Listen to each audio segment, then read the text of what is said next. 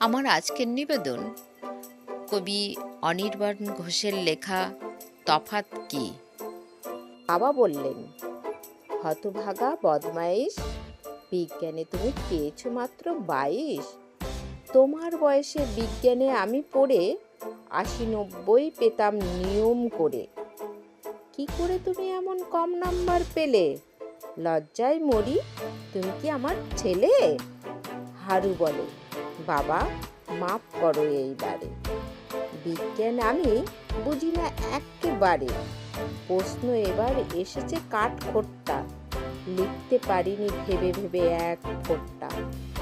বিদ্যুৎ আর বজ্রের তফাৎ কি কি? এতটা শক্ত প্রশ্ন কি করে লিখি?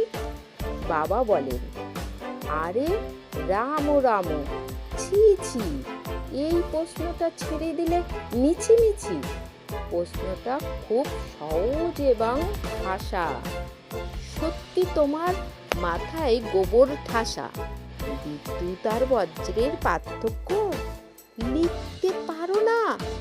মাথা মোটা এড়ে বক্ষ, বিদ্যুৎ বিলের টাকা যায় প্রতি মাসে, বজ্রপাতের জন্য কি বিল আসে?